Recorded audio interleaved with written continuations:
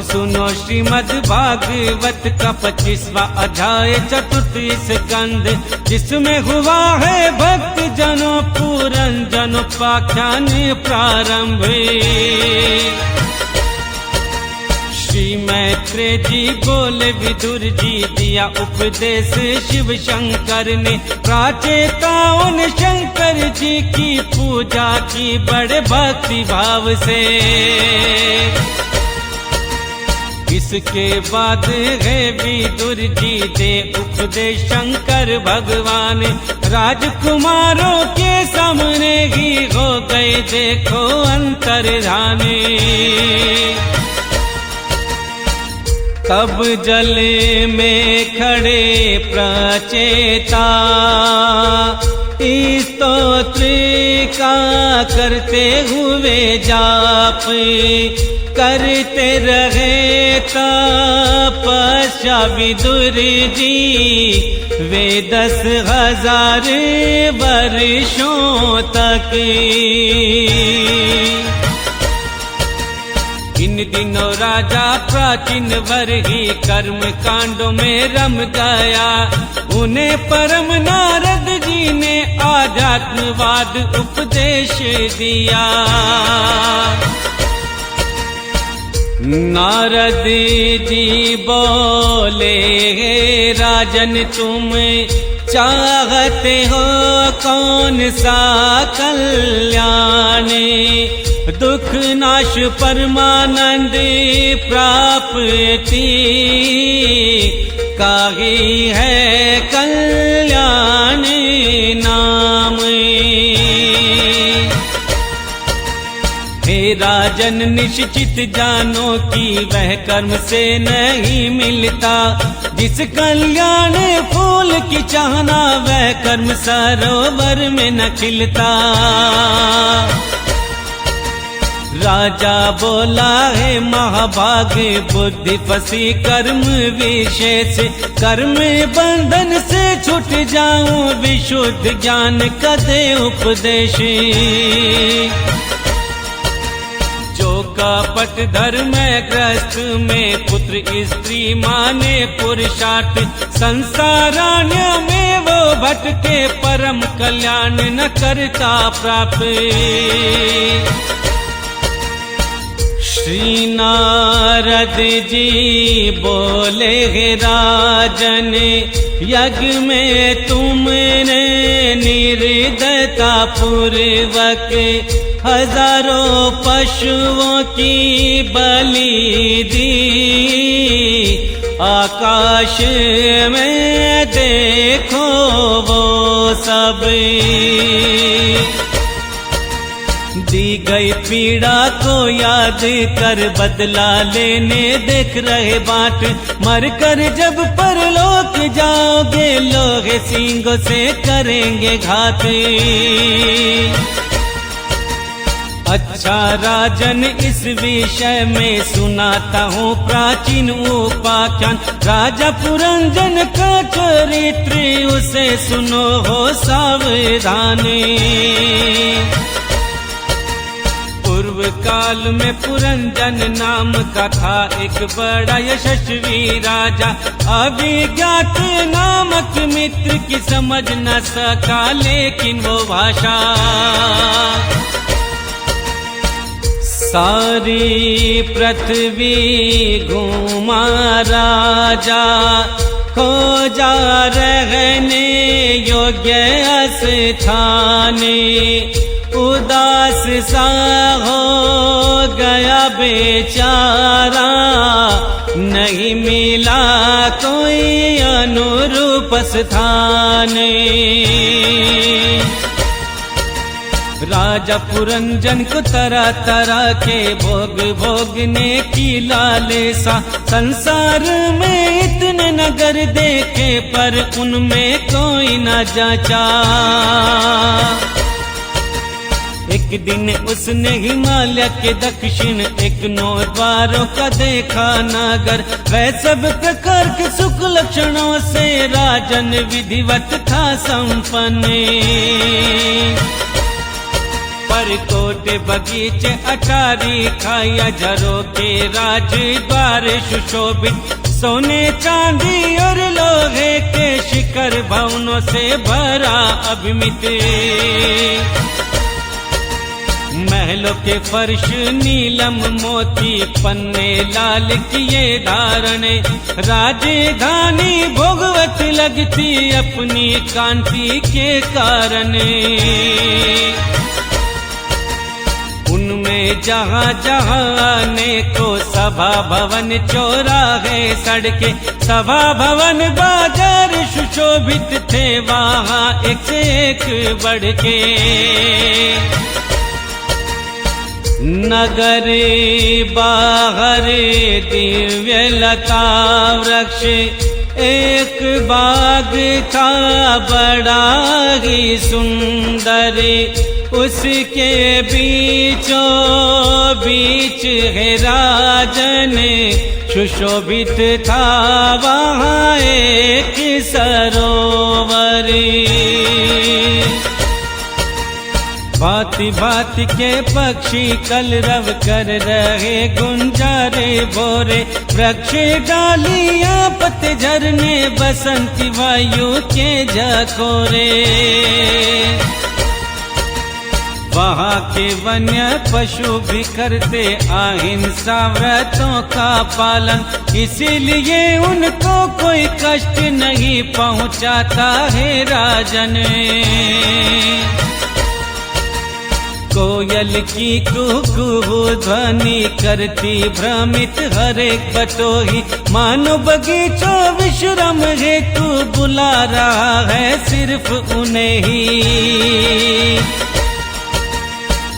राजा पुरंजन ने उस वन में घूमते घूमते देखी सुंदरी, जो दिव्य अनुभूति से चली आ रही थी उधर ही। 10 सेवक थे उनके साथ, हर एक था 100 नाई का पति, 5 फनों वाला द्वारपाल हर और रक्षा करता उनकी। भोली भाली सी दिखती थी वह सुंदर चंचल किशोरी, वह विवाह के लिए एक सुंदर वर की खोज में थी। सुघड़ नासिका दंत पक्ति कपोल मुख था बड़ा ही सुंदर, झिलमिल करते थे दोनों कानों में स्वर्ण कुंडले। यद्यपि रंग था उसका सांवला, पर कटि प्रदेश सुंदर अपार, पीली साड़ी स्वर्ण कर घनी, चरणों से नूपुर झनकारे। गोल गोल सटे इस तन की शोर अवस्था के उद्घोषक, बार बार आंचल से ढकती कुंवारी लज्जा के वो पोषक। मटकती भोगे तिरछी चितवन से घायल हो वीर पुरंजन, लज्जा युक्त मुस्कान से उस देवी से कहे ये वचन। हे कामल दल लोचन सुंदरी, कौन हो तुम और किसकी कन्या, कहाँ से आई इस पुरी में और चाहती हो क्या करना। क्या हर वे शूरवीर से संचालित ये 10 सेवक हैं कौने, ये सहेलियां और आगे आगे चलने वाला सर्प है कौने। उमा रमा ब्रह्माणी से कोई तुम लज्जा देवी साक्षात, क्या तुम अपना पति खोज रही मुनियों की तरह एक लिबासे। यदि तुम साक्षात कमला देवी, कहाँ हाथ का क्रीड़ा कमल, तुम इनमें से कोई नहीं, क्योंकि चरण करे पृथ्वी स्पर्शी। यदि तुम कोई मानवी हो, जैसे लक्ष्मी विष्णु जी साथ, मेरी पुरी को करो अलंकृत मेरे जैसे वीर के साथ। कटाक्षों ने आज तुम्हारे मेरा मन बेकाबू किया, रति भाव वाली मुस्कान ने कामदेव को जागृत किया।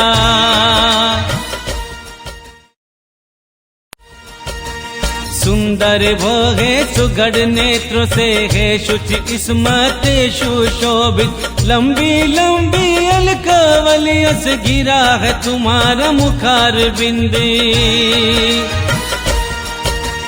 तुम्हारे मुख से निकले वाक्या बड़े मीठे मन हरने वाले, किंतु मुख तुम छुपाए हुए हो हे सुंदरी लज्जा के मारे।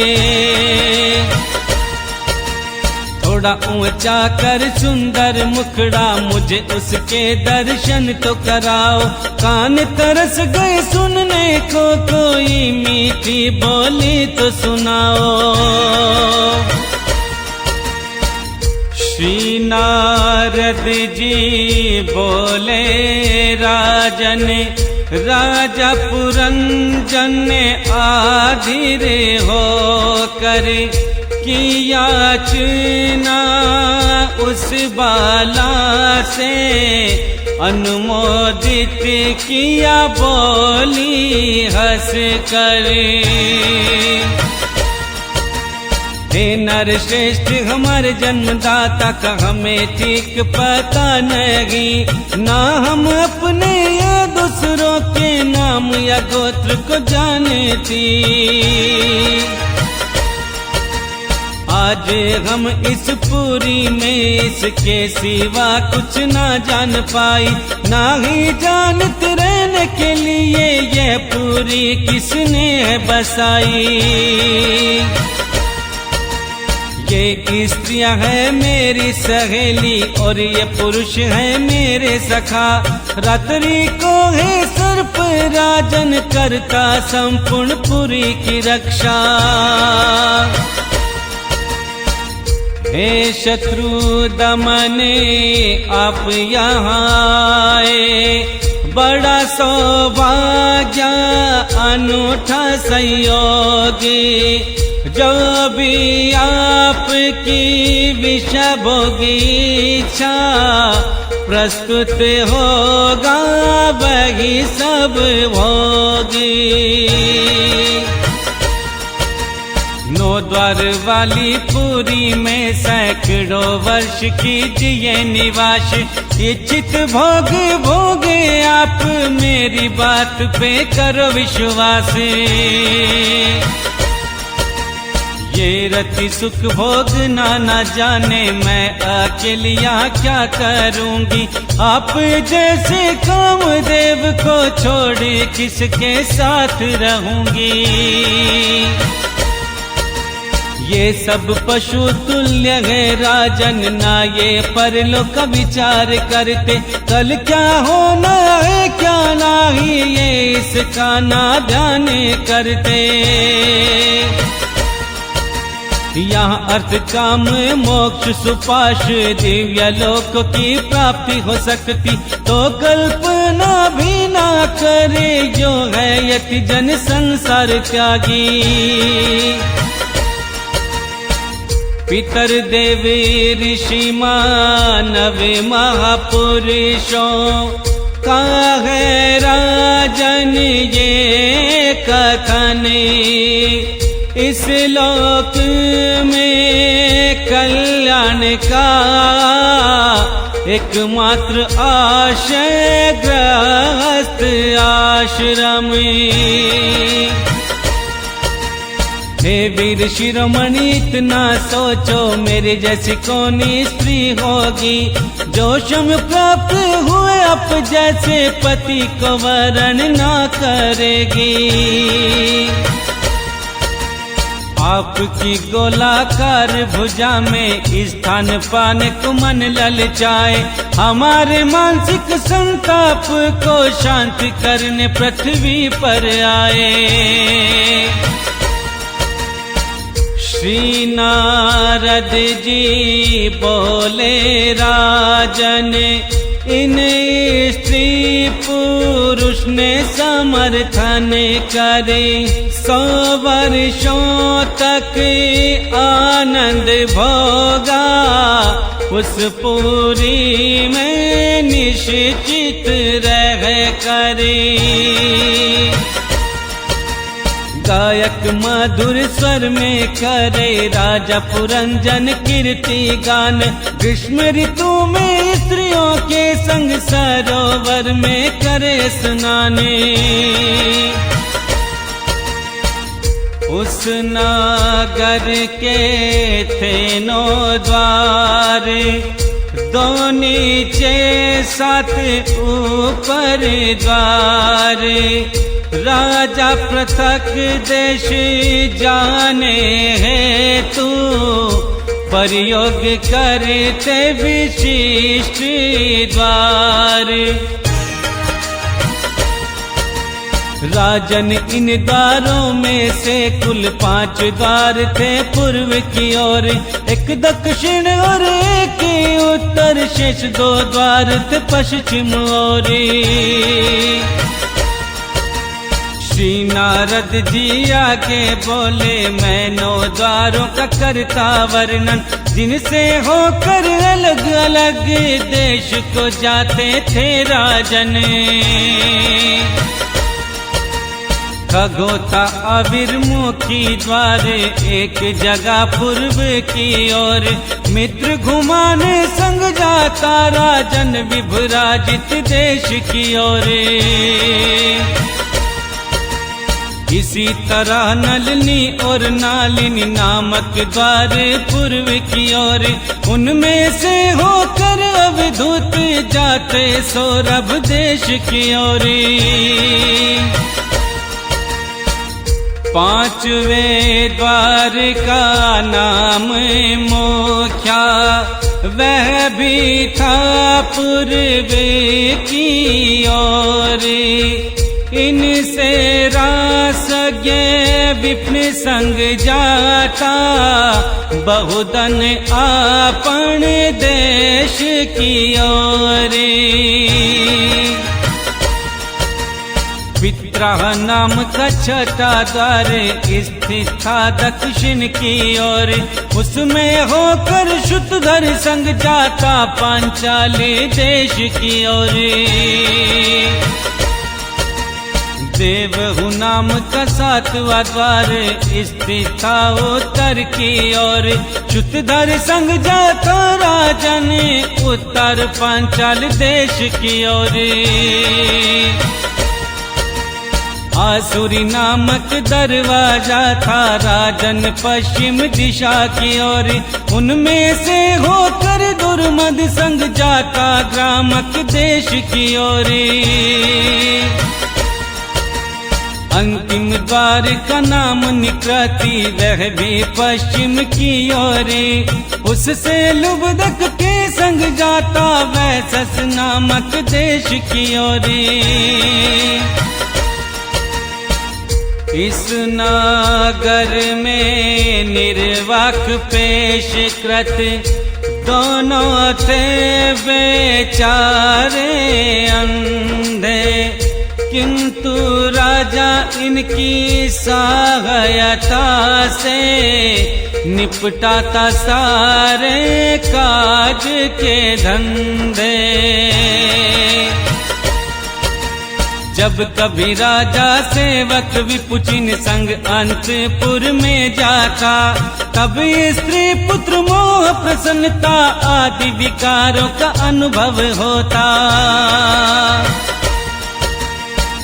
श्री नारद जी बोले राजन, राजा का चित फंसा हुआ था, काम पर वश होने कारण वह रमणी द्वारा ठगा गया था।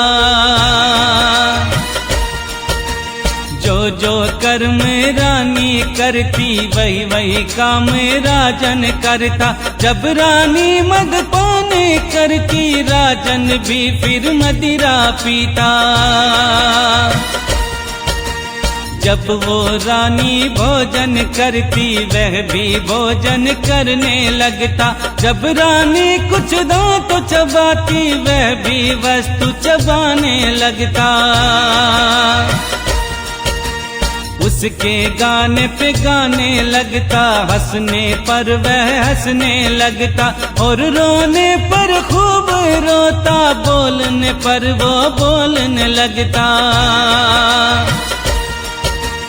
वह दौड़ती दौड़ने लगता, खड़ी होती तो खड़ा हो जाता, वह बैठती वो बैठ जाता, वह सोती तो वो सो जाता।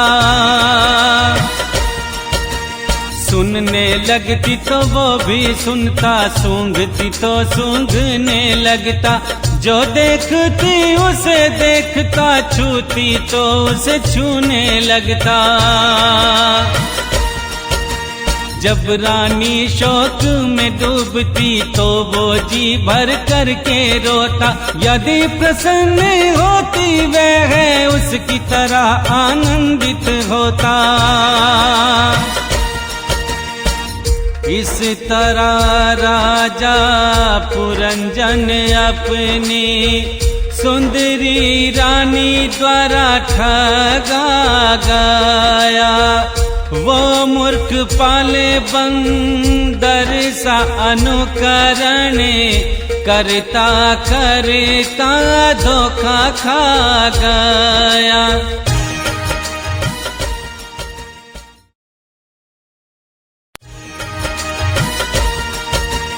अब सुनो श्रीमद् भागवत का 26वां अध्याय 4th स्कंध, जिसमें पुरंजन आकेत और रानी के कुपित होना प्रसंग।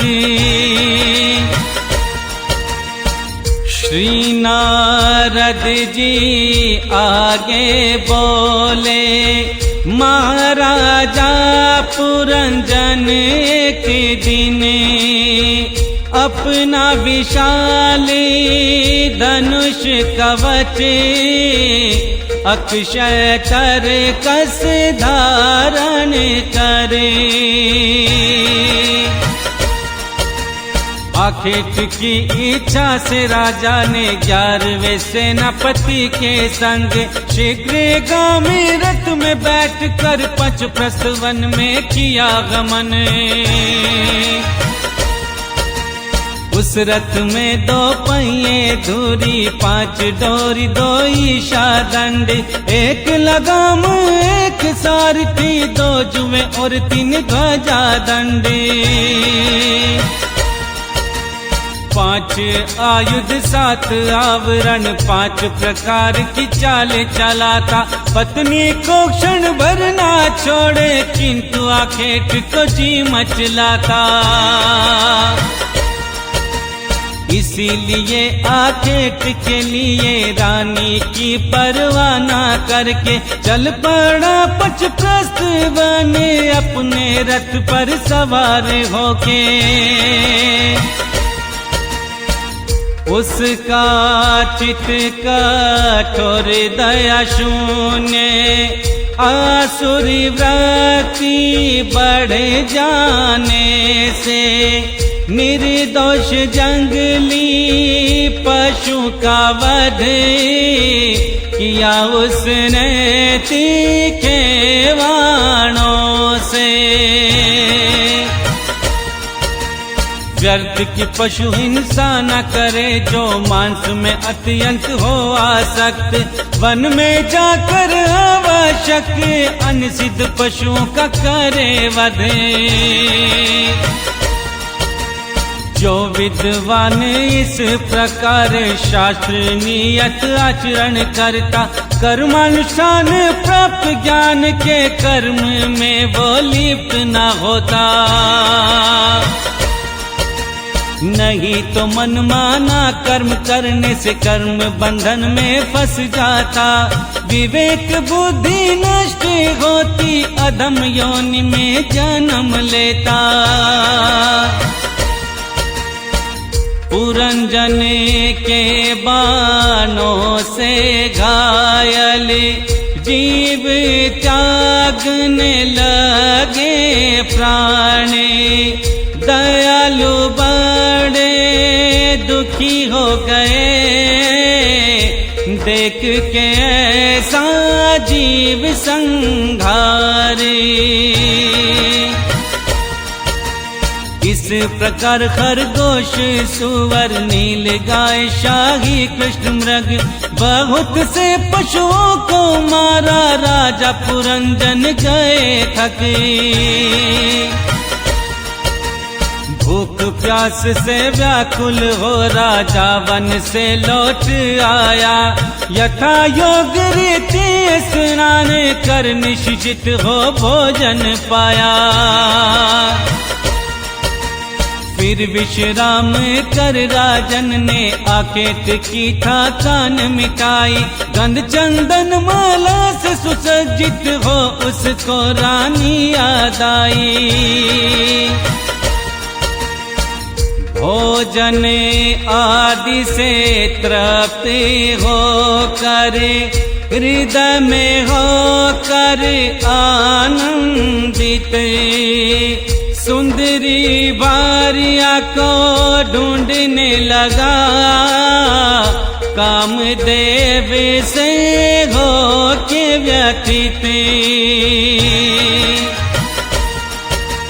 नहीं मिली जब भारिया उसकी पूछा अंतपुर स्त्रियों से, सुंदरियों आपकी स्वामिनी पहले की तरह है कुशल से।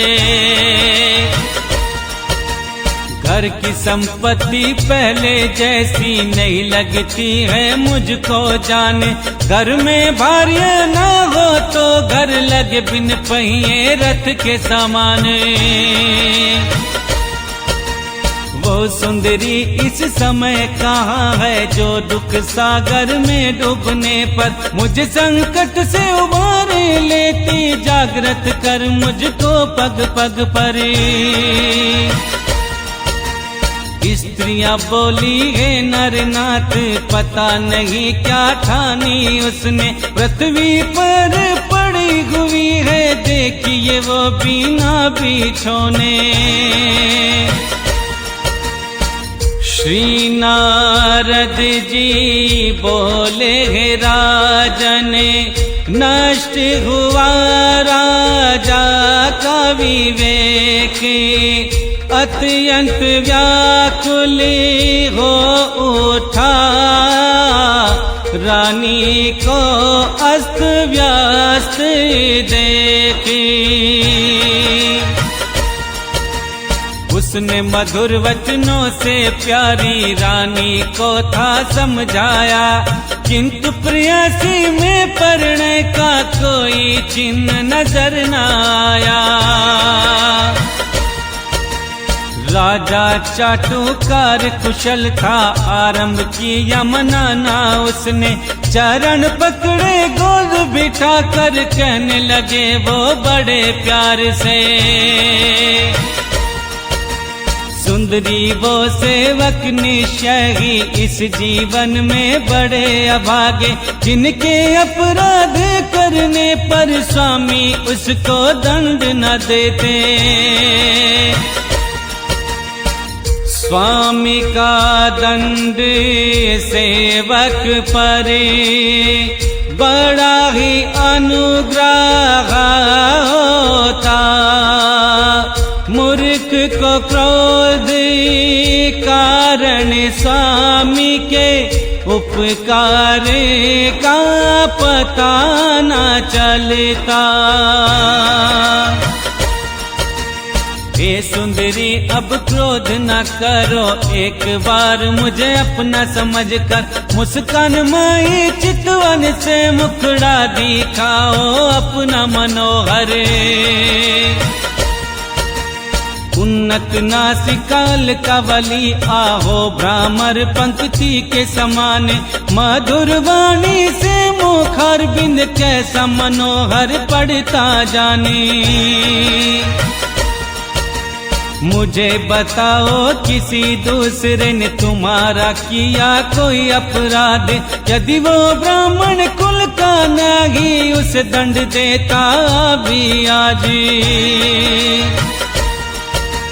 त्रिलोकी में दिखाई न देता भगवान भक्तों को छोड़ के, निर्भय आनंद से रह सके तुम्हारे साथ अपराध करके।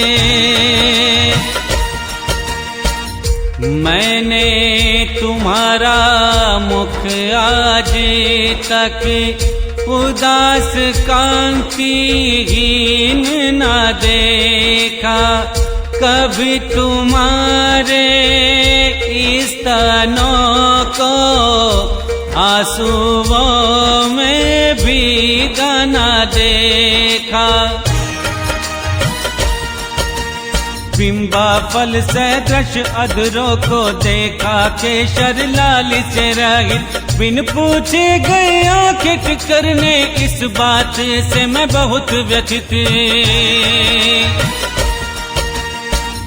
काम देव के विषय बाणों से आधीर हो जो रहता आधीन, ऐसे प्रिय पति के भला कौन कामिनी ना रहे आधीन।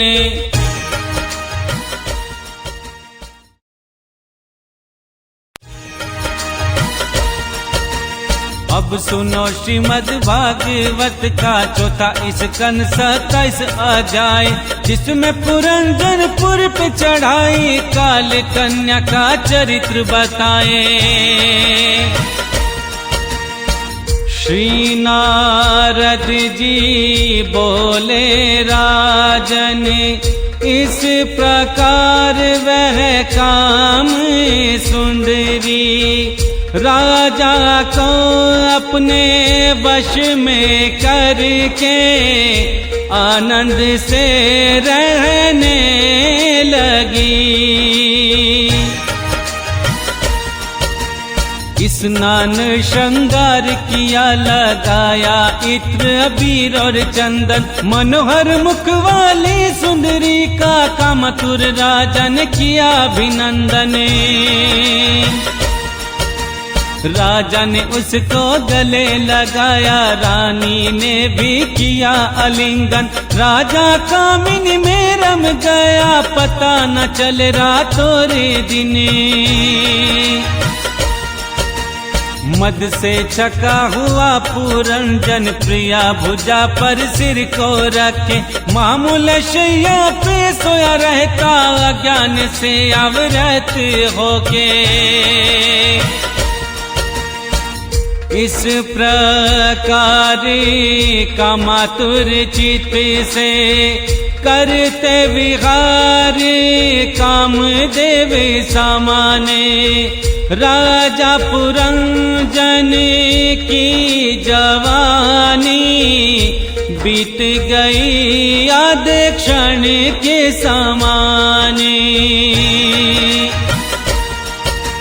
11 सुपुत्र 110 कन्या पुरंजनी के हुई उत्पन्न, सुयश बढ़ाती मात पिता का उदार गुणों से थी संपन्न।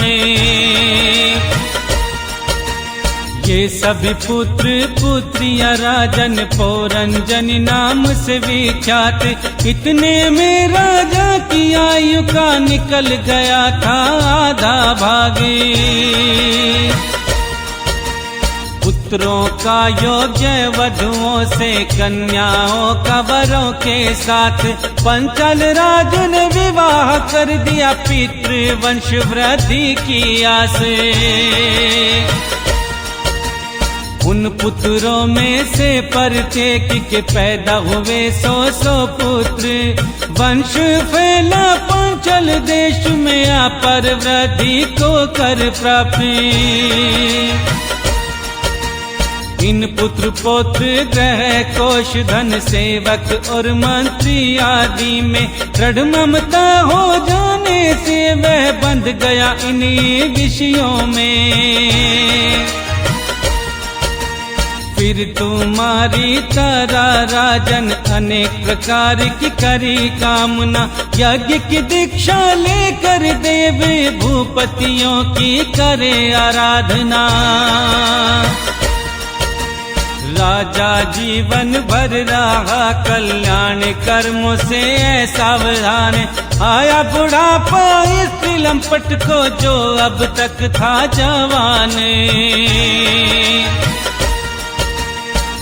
राजन वहाँ रहता था एक चंड वेग नामक गंधर्व राजे, उसके अधीन महाबलवान गंधर्व थे 360।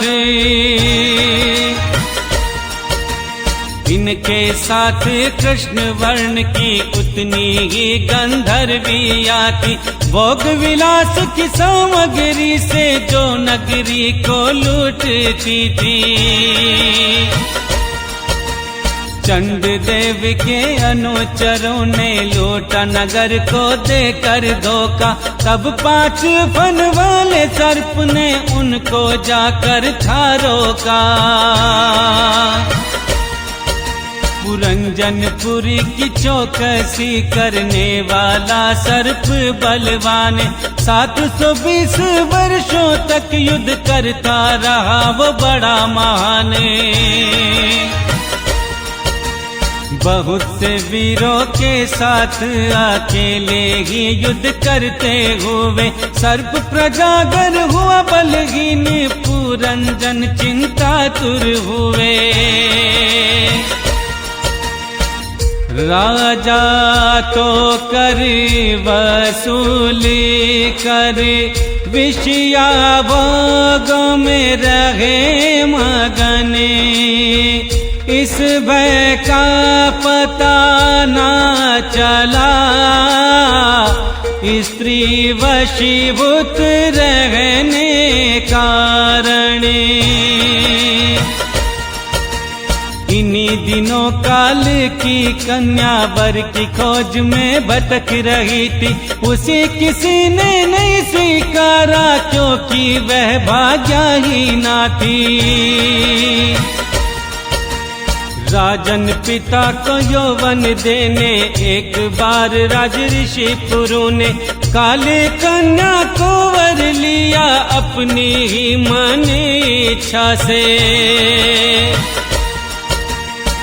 फिर एक दिन राजन जब मैं ब्रह्मलोक से पृथ्वी पे आया, तब मैंने इस काल कन्या को पृथ्वी पर घूमते पाया।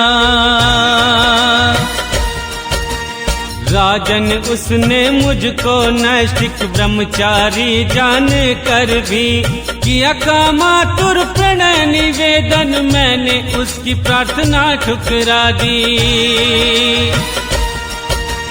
मेरे इनकार से कुपित हो मुझे दे दिया उसने शाप, तुम सदैव घुमंत रहोगे, तुमने नहीं मानी मेरी बातें। मुझसे निराश होने पर भी उसने मानी मेरी सम्मति, यवन राज भय को उसने किया स्वीकार अपना पति। काल कन्या यवन राज से बोली, आप श्रेष्ठ है यवन पति, मैं आपसे प्रेम करती, बनाना चाहती आपको पति। लोक दृष्टि से जो मनुष्य देने योग्य वस्तु दान न देता, दूराग्राही मूढ़ है वे भी जो होने पर दान न लेता। मैं हूँ आपकी सेवा में, कृपया मुझे स्वीकार कीजिए, दया पुरुषों को श्रेष्ठ धर्म, मुझ दीन पर दया कीजिए। तब राजन ने यूं समझाया, तू सदैव अनिष्ट करती, इसीलिए कोई स्वीकार न करता, ना अच्छी लगती। ध्यान से सुन अब मेरी बात, इस कर्म जनित लोक को तू बलात्कार से भोगने हेतु मेरी सेना ले जा तू। यह प्रज्वार मेरा भाई है, बन जा तू मेरी बहन, तुम दोनों को साथ लेकर सेना सहित करूं मैं लोक विचरण।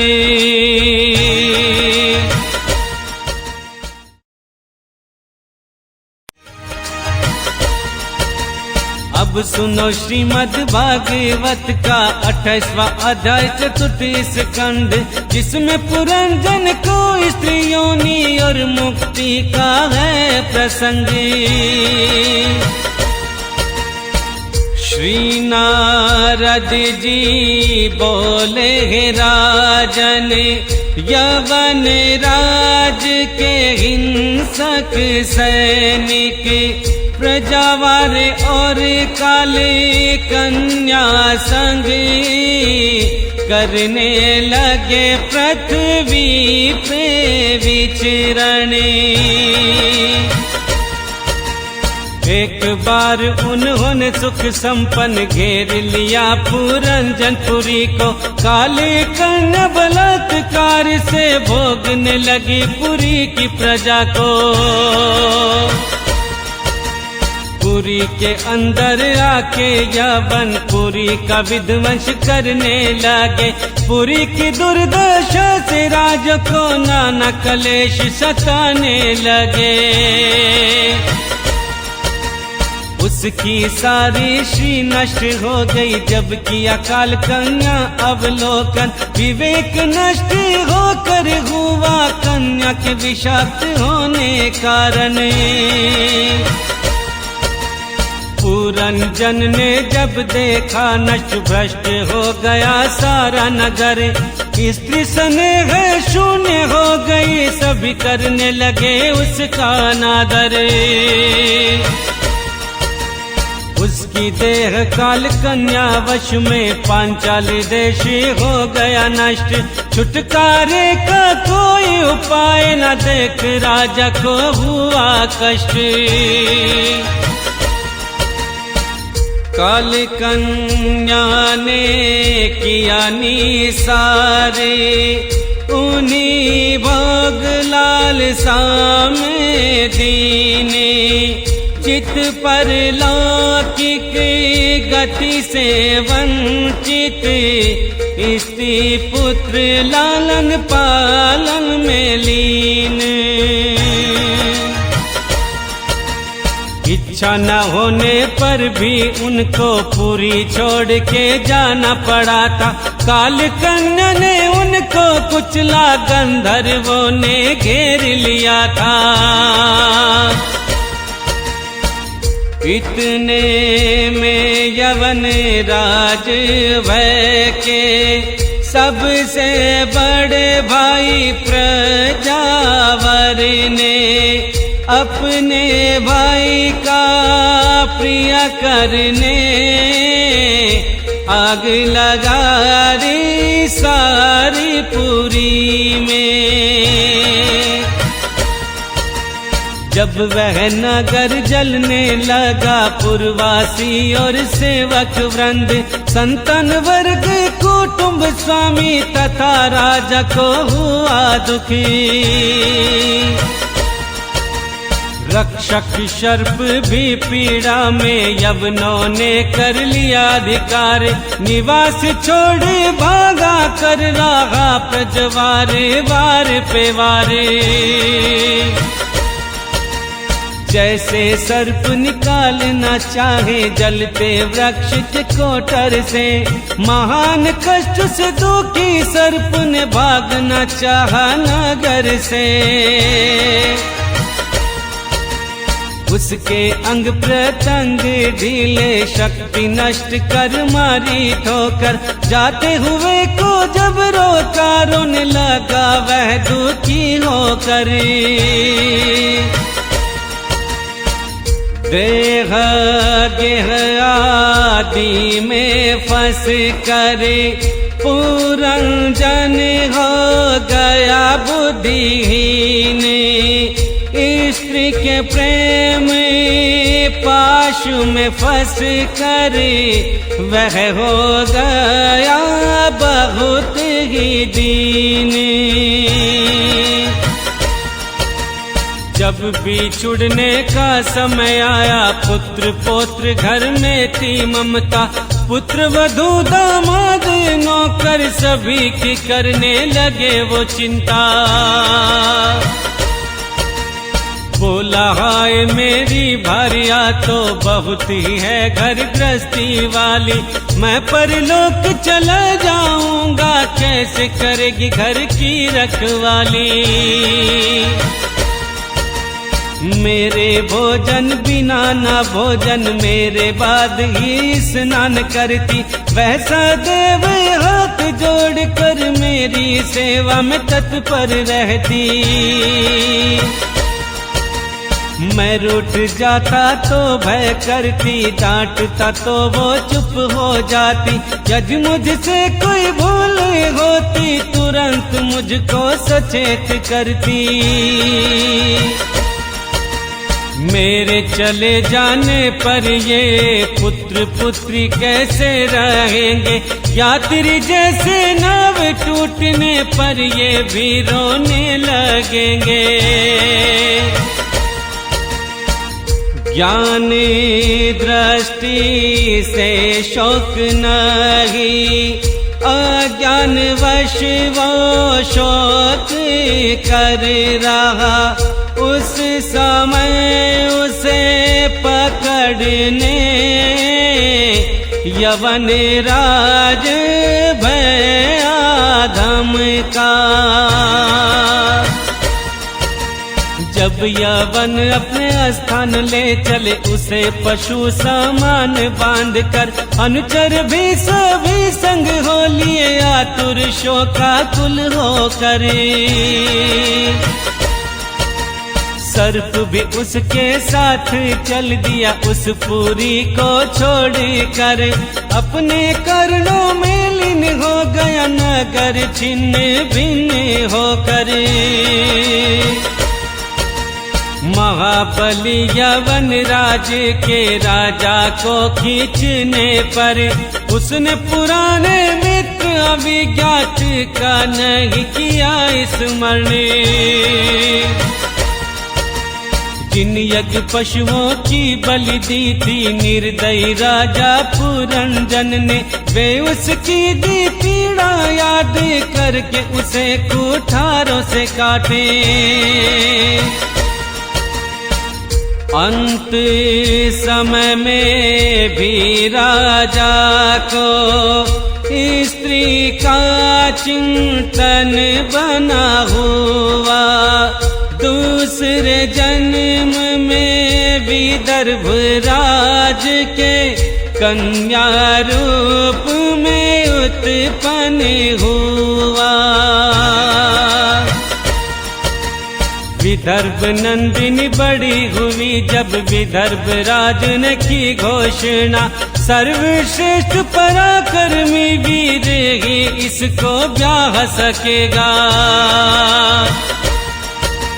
तब शत्रुओं के नगर विजेता पांडु नरेश मलय ध्वज ने उसके साथ विवाह किया, सभी को हरा कर समर भूमि में।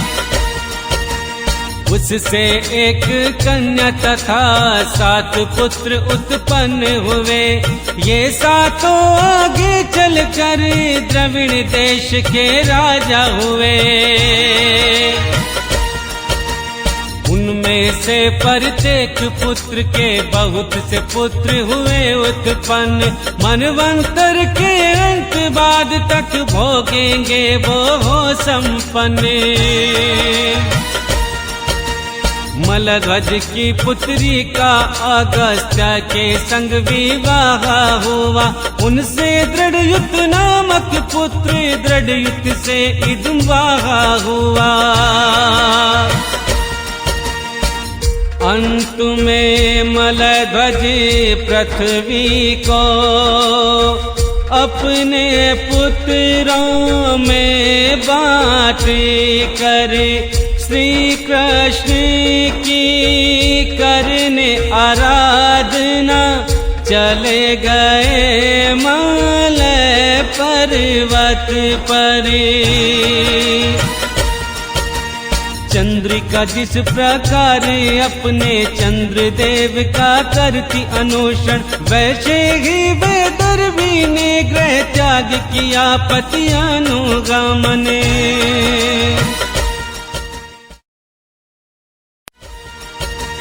चंद्रवसा ताम्रपाणी बटोद का 3 नदियाँ थी पर्वत पर। निर्मल करके अंतकरण में प्रतिदिन उसमें स्नान करे। वहाँ कंद मूल फल पुष्प तृण जल से निर्वाह किया। सूख के शरीर कांटा हो गया, इतना कठोर तप किया। महाराज मलध्वज ने सर्वत्र अपनी समदृष्टि रख कर सुख दुख द्वंद्वों को जीता, जाड़ा गर्मी भूख सह कर। तप और उपासना से करी निर्मल अपनी सभी वासना। इंद्रिय प्राण वश में कर आत्मा में की ब्रह्म भावना। सो दिव्य वर्षों तक बैठे निश्चल भाव से एक स्थान पर। शरीर का ना भान रहा, श्री कृष्ण में प्रेम हो जाने पर। अंतकरण स्फुरित देखा, विशुद्ध विज्ञान दीप से देखा। देह में व्याप पृथक भी वृत्ति प्रकाश को देखा। ऐसा अनुभव करने पर आत्मा को पार ब्रह्म में देखा। फिर पर ब्रह्म में आत्मा को अभिन्न रूप में देखा। फिर महाराजा मलय ध्वज सब ओर से उदासीन हो गए। अवेद चिंतन को त्याग कर वे सर्वथा शांत हो गए। पति परायण वैदर्भी भी सब प्रकार के भोग त्याग कर पति मलय ध्वज की सेवा प्रेम से करती रही निरंतर। कृष्ण का ये शरीर किए उन्होंने चिर वस्त्र कर धारण। बालों में लटे पड़ी थी उनके आपस में उलझने कारण। उस समय वह पति देव के पास अग्नि शांत शिखा समान परलोकवासी पति हो गए। इस बात से वो थी अनजान। क्योंकि मलय ध्वज पूर्ववत स्थिर आसन विराजमान, वो सेवा करती रहती उसे लगा पति है प्राणवान। चरण सेवा करते हुए उनको भान नहीं हुआ गर्मी का, चित्त अत्यंत व्याकुल हो गया जैसे झुंड से बिछुड़ी मृगी का। उस बीघड़ वन में वो अकेली दीन अवस्था में देख कर जोर जोर से रोने लगी, आंसुओं से इस तन भीगो कर। रोकर करुणा भाव से बोली, उठिए उठिए राजन उठिए, पृथ्वी लुटेरों से भयभीत प्रभु इसकी रक्षा कीजिए। पति संग बन गई अबला इस प्रकार विलाप करती, पति चरणों में जा गिरी रो रो कर आंसू बहाने लगी। फिर लकड़ी की चिता बनाकर उस पर पति का शव रखा, अग्नि लगा विलाप करते सती होने का निश्चय किया।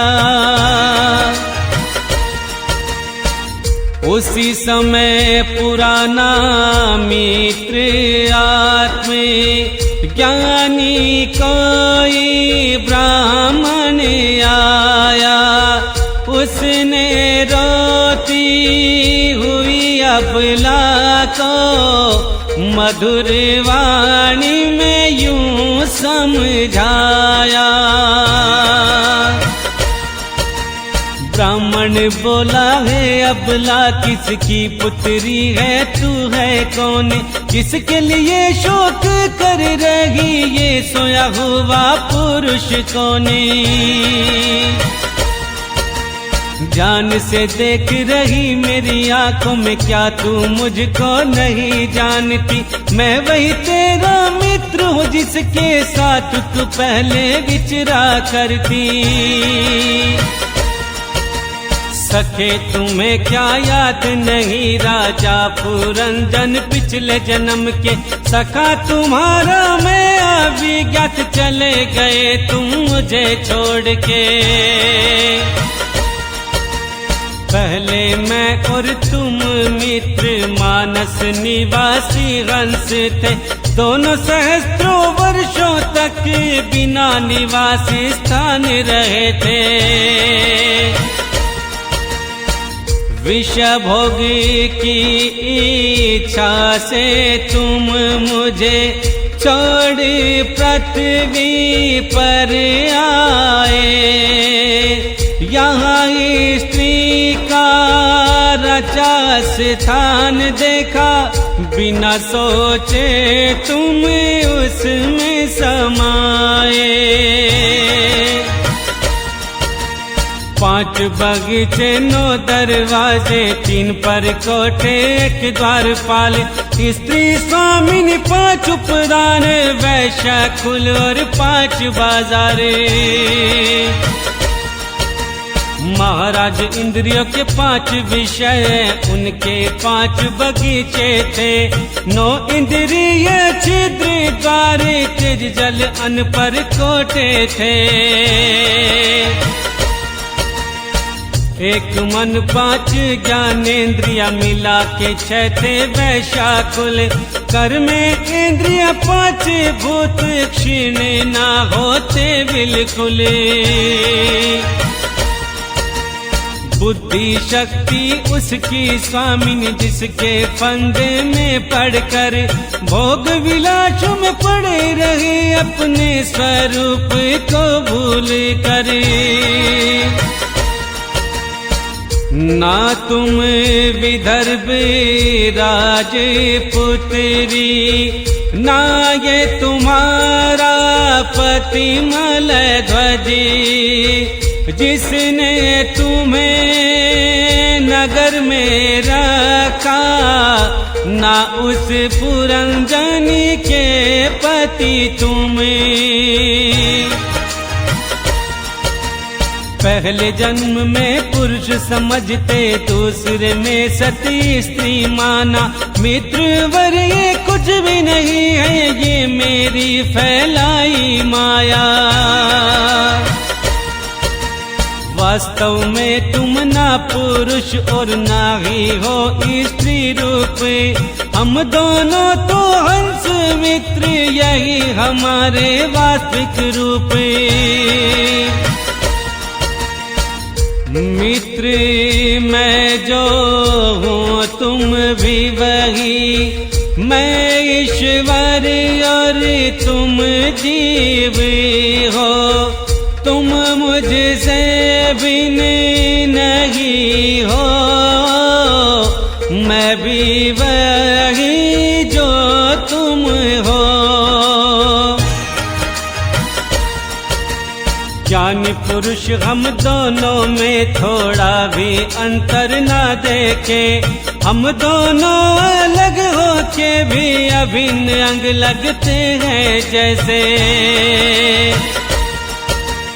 पुरुष शरीर की परछाई को शीशे और आंखों में देखे, आत्मा वैसे अपने को ईश्वर के रूप में देखे।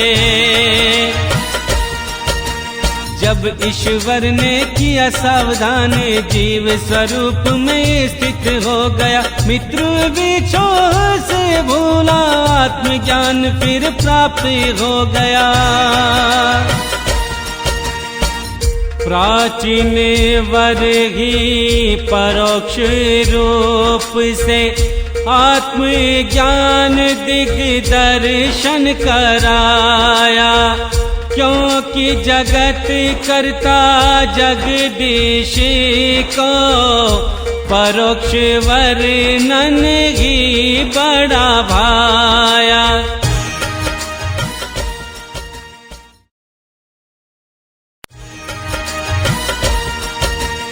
अब सुनो श्रीमद् भागवत का चतुर्थ स्कंद 29वां अध्याय।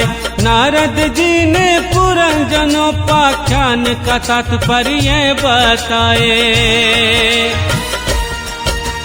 राजा प्राचीन वर ही बोले, आपका अभिप्राय समझ न आया। विवेक जीव समझ सकते, मैं कर्म मोहित समझ न पाया। फिर श्री नारद जी समझा के बोले, हे राजन जो जीव है पुरंजन, कई पैरों वाले शरीर पुर का, कर सकता निर्माण प्रबंधन। अविज्ञात जो नाम बताया, वो इस जीव का सखा है। हे राजन तुम सच ही जानो, निसंदेह वो ईश्वर ही है। जब हुई जीव को सभी विषया भोगने की इच्छा, 9 द्वार 2 हाथ पैर वाला मानव शरीर ही अच्छा।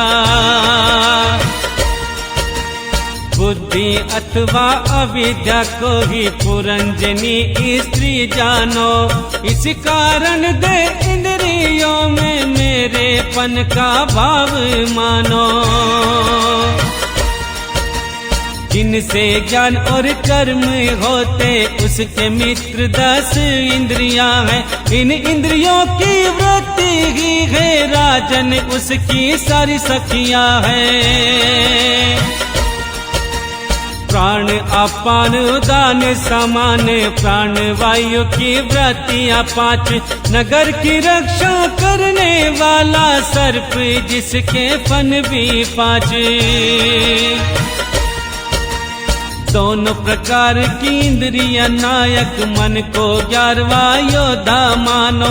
5 विषय देश पांचाली, 9 द्वार नगर बसा मानो।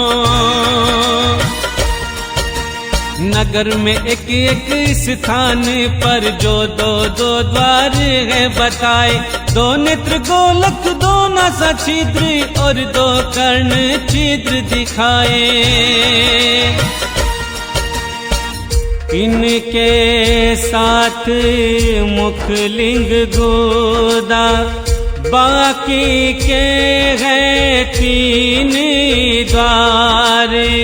राजन जोड़ी लो सारे, 6 और 3 कुल 9 द्वार।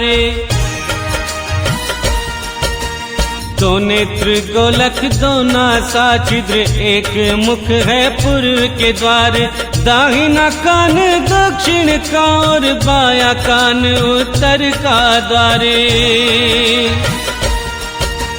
हे राजन बचा 8वां 9वां, ये है दोनों गुदा और लिंग। ये दोनों पश्चिम के द्वार है नीचे और दोनों छिद्र।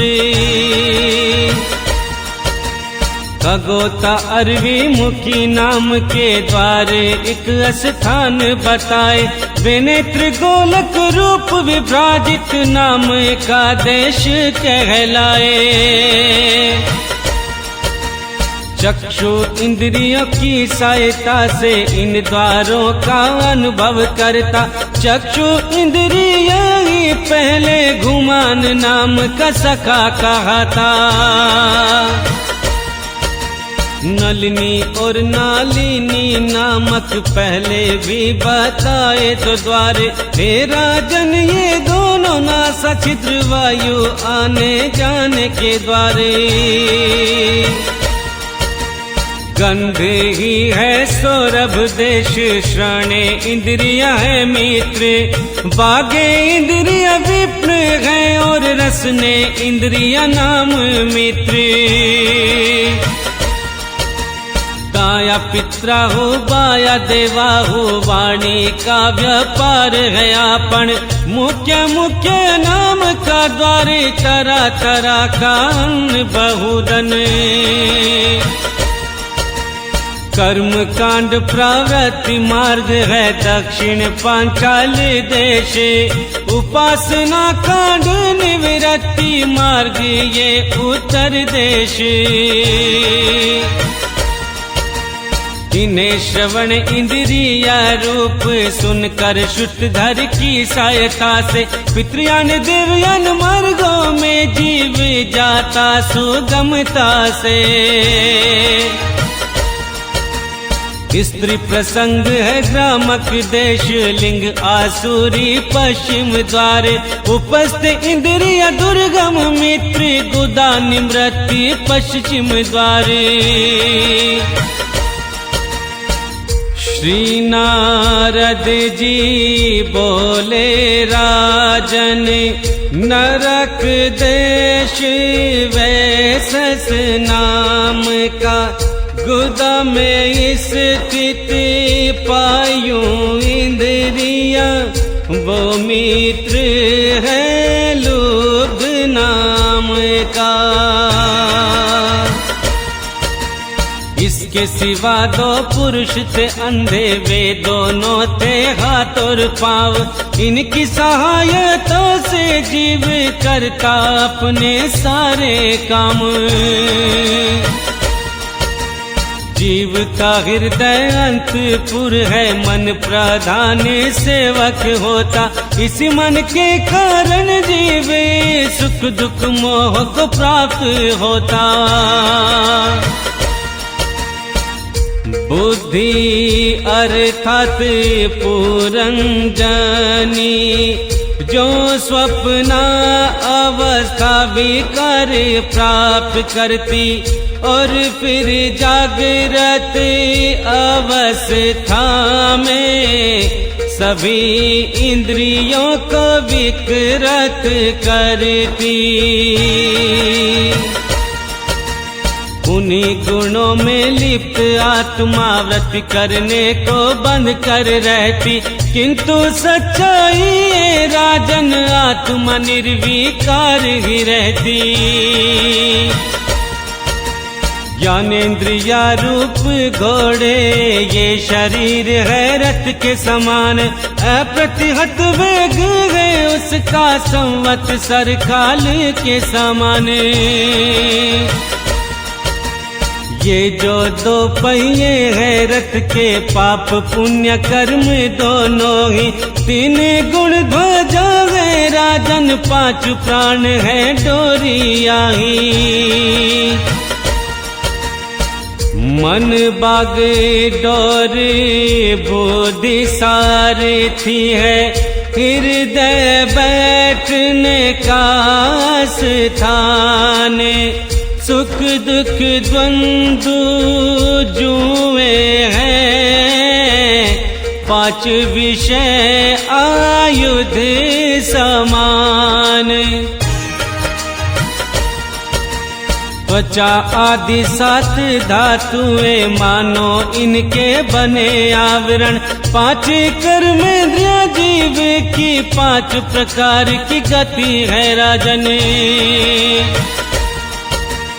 इस रथ पर चढ़कर सारथी रूप यह जीव मृग तृष्णा के समान, मिथ्या विषयों की ओर दौड़े उनको नहीं रहता कुछ ध्याने। 11 इंद्रियां उनकी सेना, 5 ज्ञानेंद्र से ग्रहण करना, उन इंद्रियों के विषयों को यही है उनका शिकार खेलना। सुनो राजन अब जिनके द्वारा होता है काल का ज्ञान, वह संवत्सर ही सचमुच है, चंड वेग नामक गंधर्व राज। 360 गंधर्व है दिन, गंधर्वियों को रात कहते, ये बारी बारी चक्कर लगाकर मनुष्य की आयु हरते रहते। वृद्ध अवस्था काल कन्या कोई उसे पसंद न करता, यवन राजलोक संघार को बहिन मान स्वीकार करता। आदि व्याधि रोगादि यवन राज के सिपाही, मृत्यु मुख ले जाने वाला ज्वर ही प्रज्वर नाम भाई। इस प्रकार राजन ये जीव अज्ञान से आच्छादित होकर मनुष्य शरीर में पड़ा रहता, अनेक प्रकार के कष्ट भोग कर। वस्तुतः ये जीव है निर्गुण, मेरे अभिमान से बंध कर विषय चिंतन कर कर्म करता, मन धर्म को अपना करे।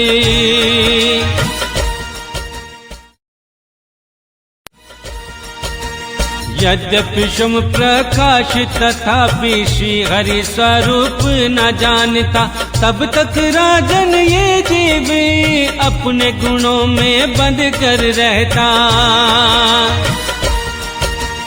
गुण अभिमानी हो सात्विक राजस और तामस कर्म करता, उन कर्मों अनुसार ही वह भिन्न भिन्न योनि में जन्म लेता। कभी सात्विक कर्मों द्वारा स्वर्ग आदि लोक प्राप्त करता, कभी राजसी कर्मों द्वारा रजगुनी लोकों में रह जाता। रजगुण लोकों में तरह तरह के कर्मों का कलेश उठाना पड़ता, कभी तमोगुण कर्मों द्वारा योनियों में जन्म लेना पड़ता। इस प्रकार गुण कर्मानुसार मनुष्य पशु योनि में जन्मता। अज्ञान वश वह जीव राजन, कभी स्त्री कभी पुरुष होता। जैसे भूख से व्याकुल कुत्ता दर दर भटकता जाता है, प्रारब्ध अनुसार कहीं डंडा खाता और कहीं भात खाता है। चित्त में नाना वासना लेकर यह जीव भी उसी प्रकार ऊंचे नीचे मार्ग भटकता, सुख दुख भोगता कर्मानुसार।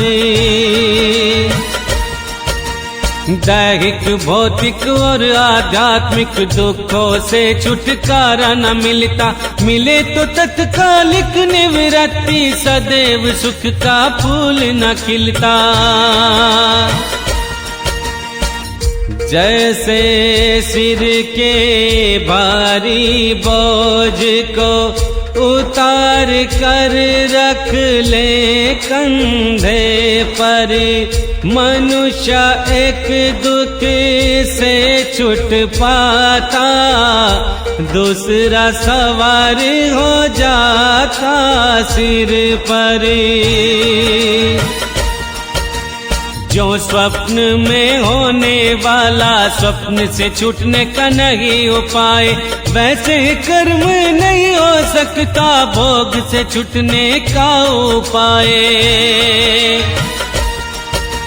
जिस प्रकार स्वप्न अवस्था में अपने मनोमय शरीर से विचरने वाले प्राणी को पदार्थ न होने पर भी दिखते,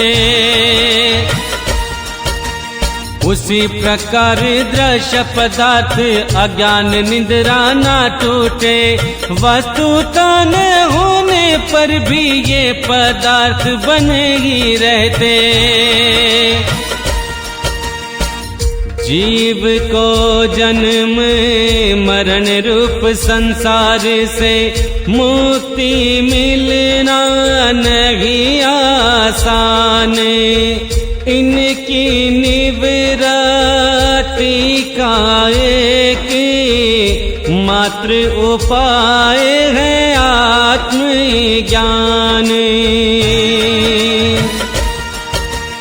आत्मा को जिसके कारण जन्म मरण की हुई प्राप्ति, उससे छुटकारे का साधन श्री हरि में सुदृढ़ भक्ति। वासुदेव में एकाग्रता से सम्यक रखे भक्ति भाव, नारद जी बोले राजन ज्ञान वैराग्य का अरवी भाव। यह भक्ति भाव भगवान की लीला कथाओं के आश्रित है, शीघ्र ही इसकी प्राप्ति होती जो प्रतिदिन सुनता या पढ़ता। जहाँ भगवद गुणों को कहने सुनने वाले भक्त जन रहते, वहाँ शुद्ध अमृत वचनों के आने को नदियाँ नाले बहते। जो अतृप्त चित्त श्रवण में अमृत वचनों का पाने करते, उन्हें भय शोक और मोह कभी भी बाधा ना पहुँचाते। जीव हमेशा क्षुधा पिपासादि विघ्नों से सदा घिरा है रहता, अतः वह श्री हरि के इस कथा सिंधु से प्रेम ना करता। श्री नारद जी बोले राजन तुम्हें सुनाऊं रहस्य की बात, ब्रह्मा शंकर भृगुशन कादि मरीचि अत्रि पुला साक्षात। अंगिरा कृत वशिष्ठ और मैं है जितने ब्रह्मवादी मुनिगण तप उपासन समाधि द्वारा ना देख पाए श्री हरि को। अत्यंत विस्तृत है वेद भी हंसी खेल नहीं पार पाना। परमात्मा का यजन करे महानुभाव कर वेद की आलोचना। वेद मंत्र में बताए हुए वज्रहस्त आदि गुणों से युक्त इंद्रिया आदि देव कर्म से किया यजन ना जाना स्वरूप। बार बार चिंतन करने पर भगवान जिस पर कृपा करते लौकिक वैदिक कर्म मार्ग की अवस्था से छुट्टी पाते। बहिर्षमन कर्म परमार्थ का थोड़ा भी स्पर्श न करते, ये केवल अज्ञान के कारण परमार्थवत ही दिख पड़ते। जो मलिन मति कर्मवादी लोग वेद को कर्म पारक बताते, हे राजन सच्चाई ये है ये उसका मर्म नहीं जानते। राजन वे इस कारण आत्म तत्व को नहीं रह पहचाने, ये वही पावन स्थान है जहाँ श्री हरि है विराजमान। पूर्व की ओर अग्रभाग वाले कुशाओं से आच्छादित करके तुम कर्माभिमानी उद्धत हो गए अनेक पशुओं का वध करके।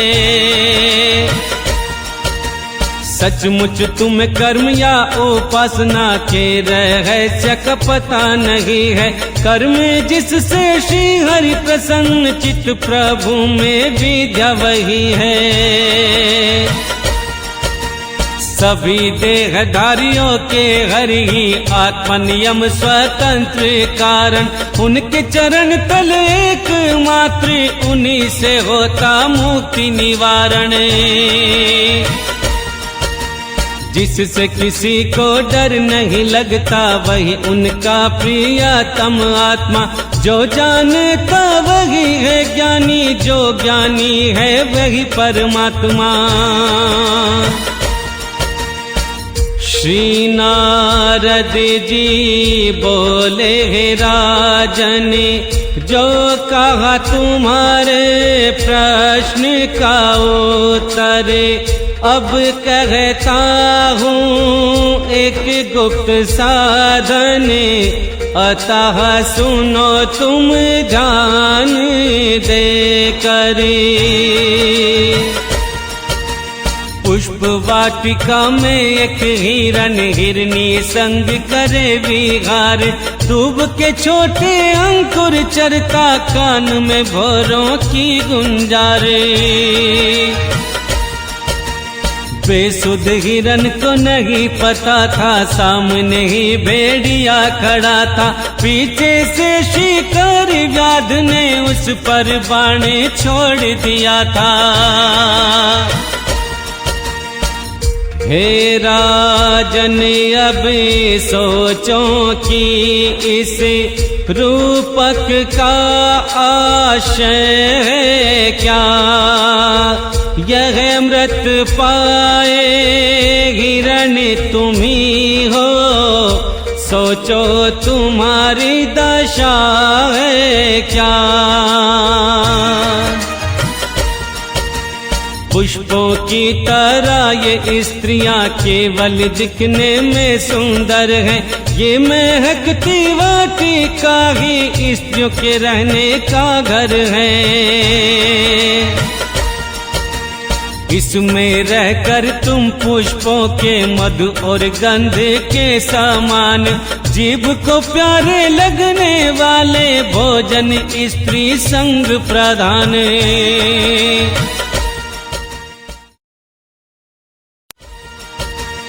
स्त्रियों में घिरे रहने से मन इन्हीं में फंसा रखा है।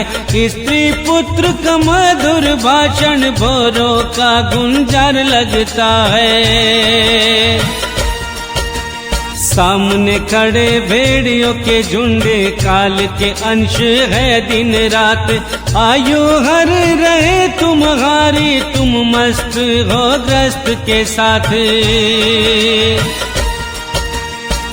तुम्हारे पीछे लगा है गुप चुप शिकारी काल, अपने बाण से बींद डालना चाहता है तुम्हारे हृदय को दूर से। मृग की स्थिति देख के राजन निरुद्ध करो हृदय में चित्र। श्रावण इंद्रिया की बाहें व्रत से राजन चित्त करो स्थापित। जहाँ कामी पुरुषों की चर्चा उस ग्रस्त आश्रम को छोड़कर श्री हरि को करो प्रसन्न, सभी विषयों से मुख मोड़ कर। राजा प्राचीन बरही ने कहा भगवन आपने कृपा करके दिया उपदेश मैंने सुना है, विचार किया विशेष रूप से। कर्म उपदेश देने वाले आचार्यों को नहीं पता उपदेश, यदि जानते इस विषय को मुझको भी करते उपदेश। आत्म तत्व के बारे उन्होंने जो महान संशय खड़ा किया, आपने ये उपदेश देकर उसे पूरी तरह काट दिया। वेदवादियों का कहना है पुरुष यहाँ जो कर्म करता, परलोक में दूसरी गेह में उन कर्मों का फल भोगता। किंतु ये सब कैसे होता इसे कोई समझ ना पाता। कर्मों का करता शरीर इसी लोक में नष्ट हो जाता। जो कर्म यहाँ किए जाते दूसरे क्षण अदृश्य हो जाते, परलोक में फल के लिए कैसे पुनः प्रकट हो सकते। श्री नारद जी समझा कर बोले राजन ये मत है प्राचीन कि ये स्थूल शरीर तो लिंग शरीर के है अधीन। जिस मन प्रधान शरीर से ये मनुष्य कर्म करता है, वह तो मरने के बाद भी उसके साथ ही रहता है। परलोक में वही काटता जो इस लोक में वो बोता, अपरोक्ष रूप से परलोक में इसी शरीर के फल भोगता। स्वप्न अवस्था में मनुष्य छोड़ देता शरीर अभिमान, किंतु संस्कार रूप कर्म फल भोगे पशु पक्षी समाने।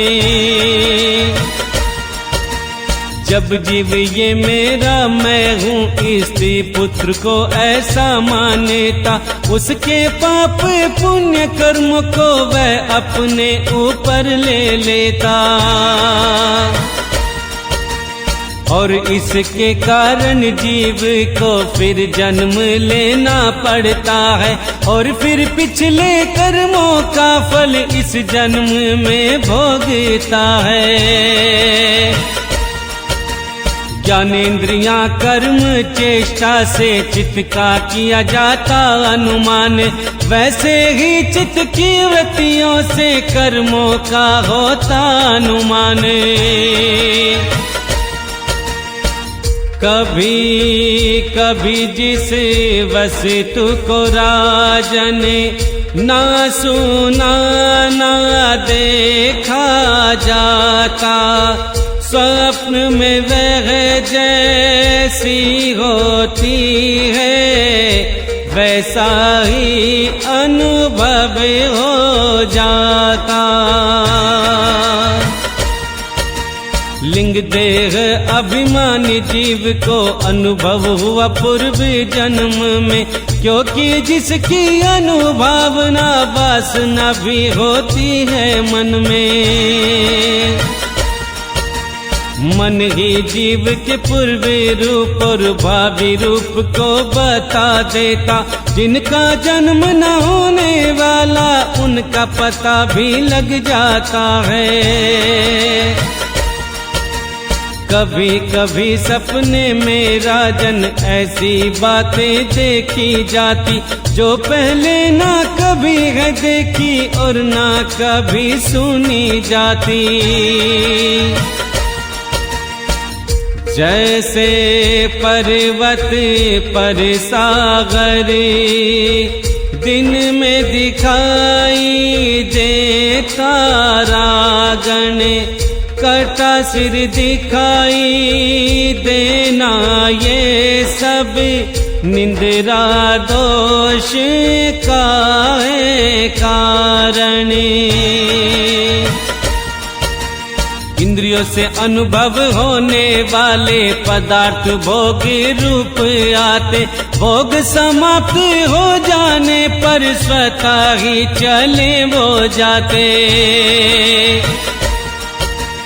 ऐसा कोई पदार्थ न आता जिसका इंद्रियों से अनुभव, इस कारण यही है राजन किस जीव में है मन स्थित।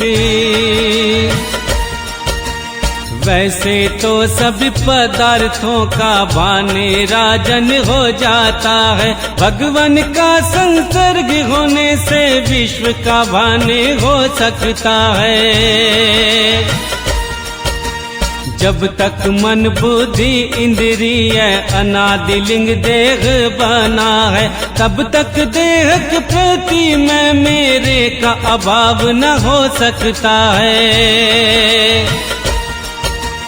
जैसे अमावस्या की रात में चंद्रमा रहते दिखाई न देता, गर्भ में विकास न होने पर लिंग शरीर दिखाई न देता।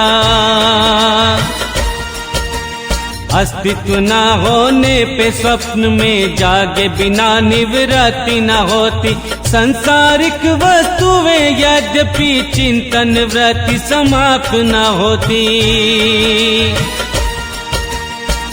पांच तन मात्रा 16 तत्व के रूप में विकसित लिंग शरीर, चेतना शक्ति से युक्त होकर यही कहलाता राजन जीव।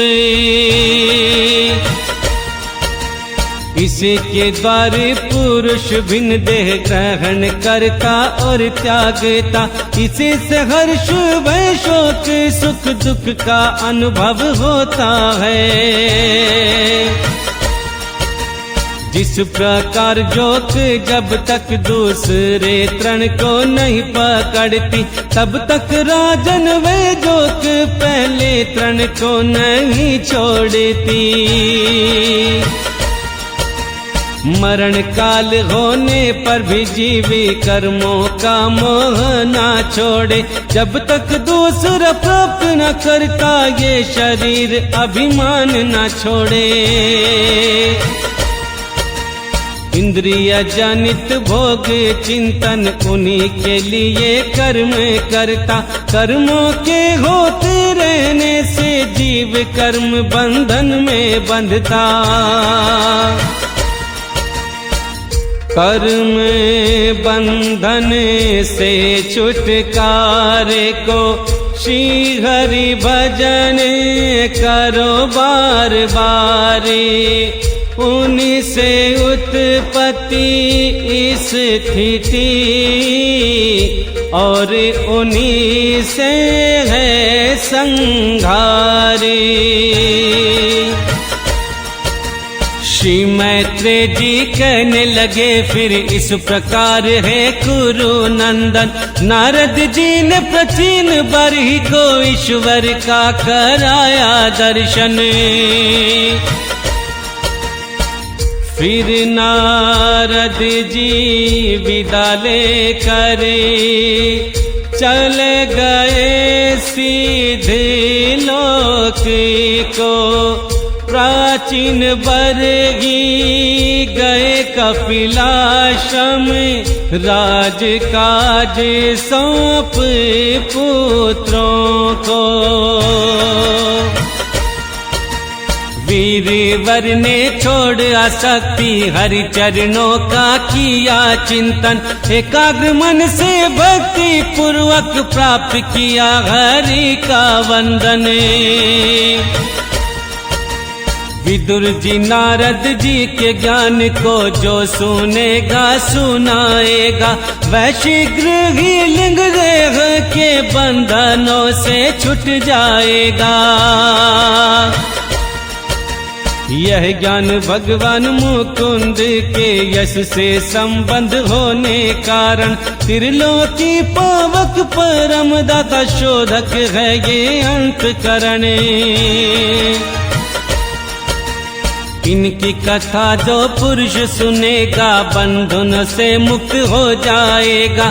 संसार चक्र से वो जीव अवश्य ही मुक्ति पाएगा।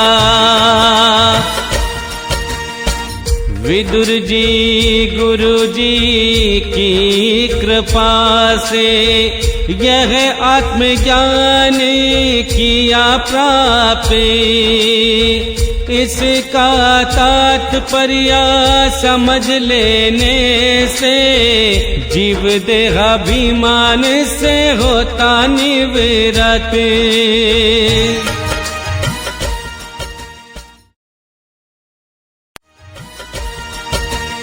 अब सुनो श्रीमद् भागवत का चतुर्थ स्कंद 30वां अध्याय। प्राचेताओं को भक्त जन श्री विष्णु वरदान सुनाए। विदुर जी ने पूछा प्राचीन बरही के जिन पुत्रों का किया वर्णन। श्री हरि की इस स्तुति उन्होंने प्राप्त किए थे क्या भगवने।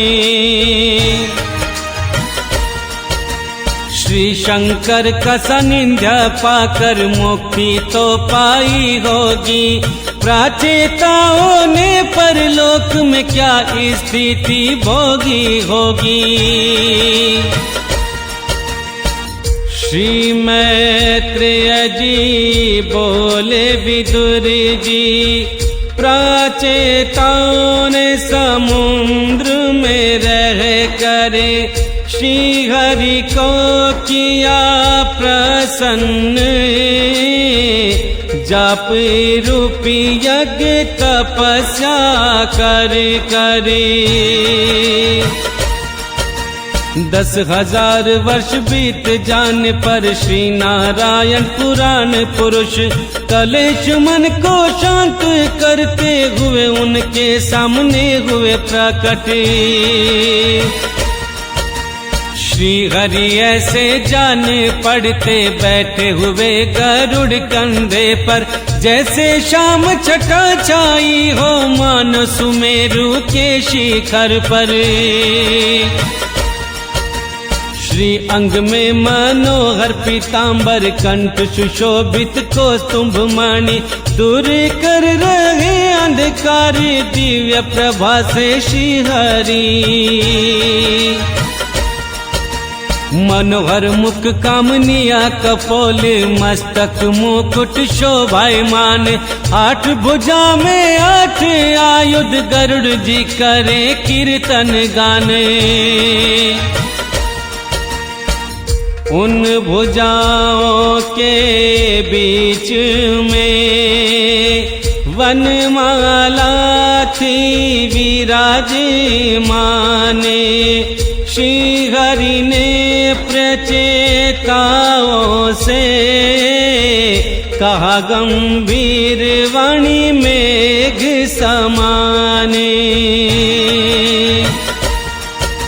श्री हरि बोले राजपुत्रों, प्रेम सहित किया धर्म का पालन, वर मांगो इच्छा अनुसार, इससे हूँ मैं बड़ा प्रसन्न। जो पुरुष सायंकाल के समय स्मरण करेगा तुम्हारा प्रतिदिन, भाइयों में प्रेम जीवों के प्रति दया भाव रखेगा हर दिन। सुबह हो शाम जो ध्यान लगा कर करेगा मेरी स्तुति, उसे अभिष्ट वर दूंगा मैं और करूंगा शुद्ध बुद्धि। तुमने बड़ी प्रसन्नता से अपने पिता की आज्ञा मानी, इससे तुम्हारी कामनी या कीर्ति समस्त लोकों में फैली। सुनो प्रचेताओ, तुम्हारे एक बड़ा ही विख्यात पुत्र होगा, वह पुत्र गुणों में किसी भी तरह ब्रह्मा जी से कम न होगा। राजकुमारों कंडू ऋषि के तपोनाश है तू इंद्र की, प्रबलोचा अप्सरा के कमल नैना एक कन्या हुई थी।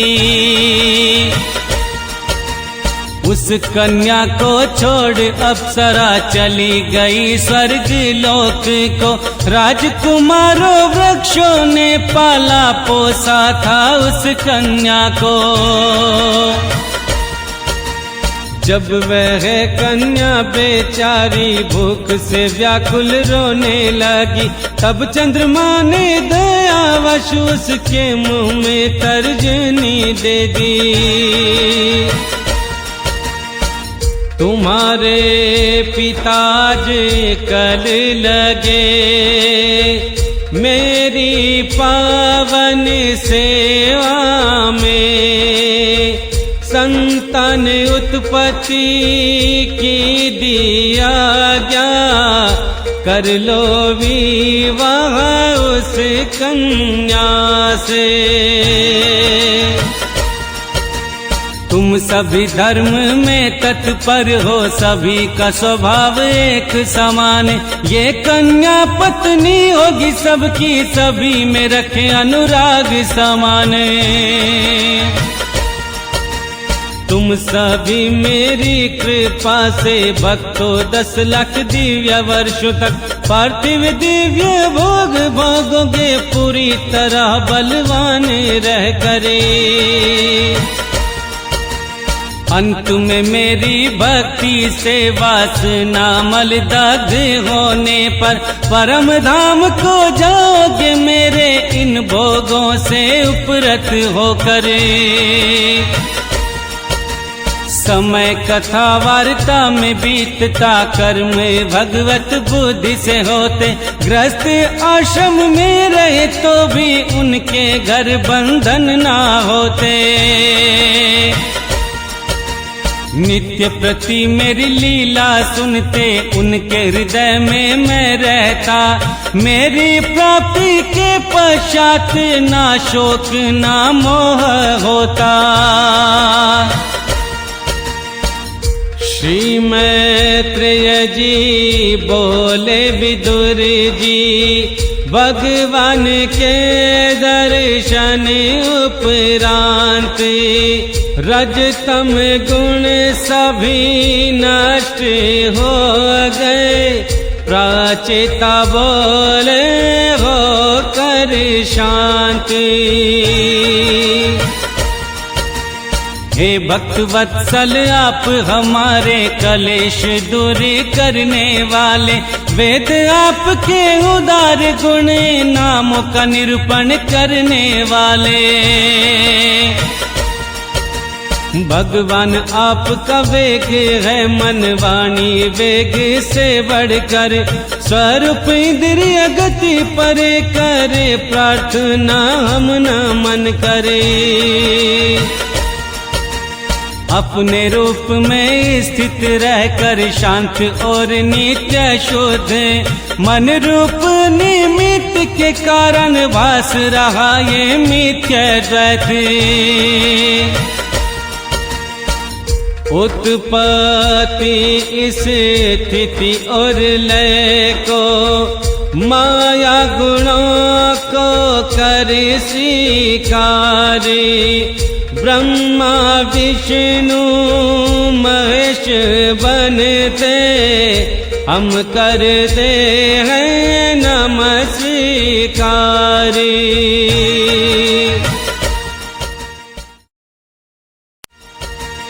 आप सत्व स्वरूप ज्ञान दूर करे संसार बंधन, आप ही समस्त भागवतों के श्री कृष्ण वासुदेव नंदन।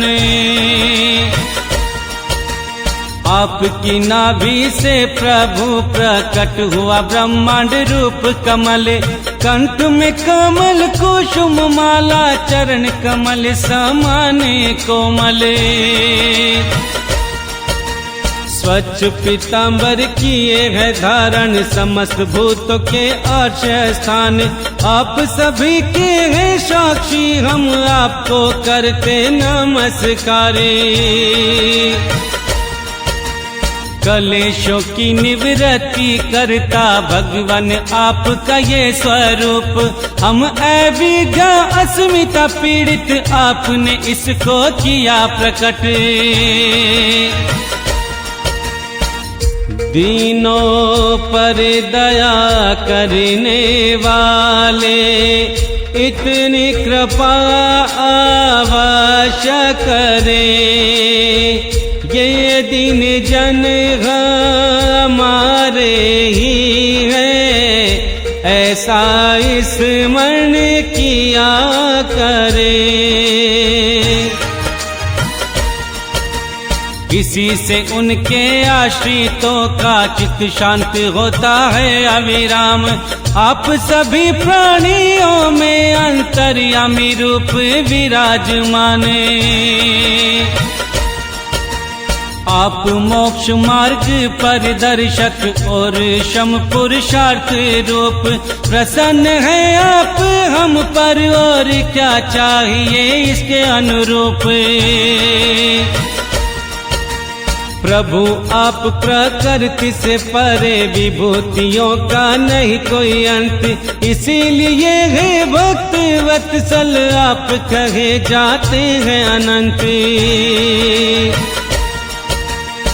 यदि भ्रमर को अनायास ही मिल जाता है कल्प वृक्ष, फिर वो क्यों करे लालसा और किसी दूसरे वृक्ष।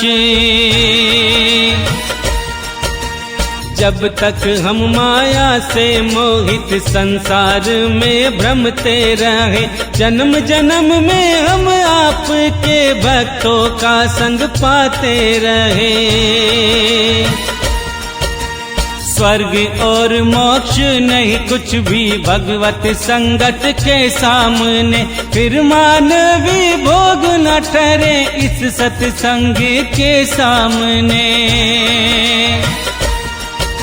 भागवत भक्तों के समाज में भगवत कथा होती रहती है, जिनके श्रवण मात्र से भोग तृष्णा शांत हो जाती है।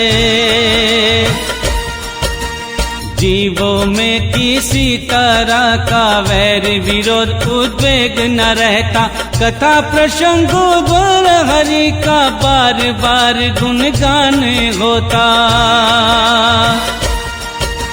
भक्त जन तीर्थों को पवित्र करने पृथ्वी पर पैदल विचरते, संसार भयभीत पुरुषों को उनका समागम रुचिकर लागे।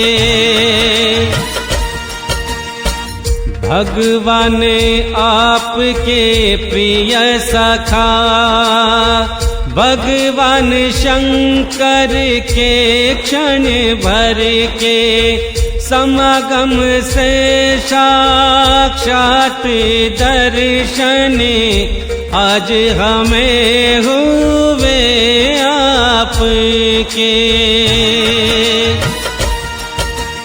हमने आपका लिया आश्रय, हम आपकी कृपा में कैद, क्योंकि दुख सागर रोगों के भगवान आप श्रेष्ठतम वैद्य।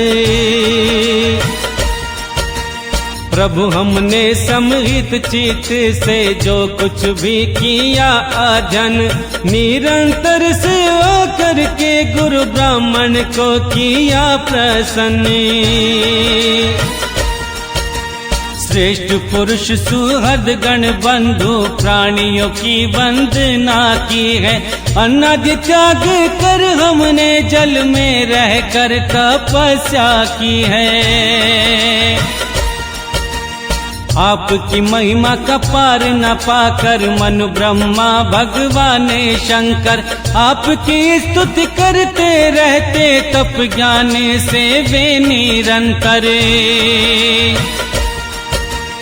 आपका यशोगान करते हम अपनी बुद्धि अनुसार, आप शुद्ध परम पुरुष हम करते हैं नमस्कार।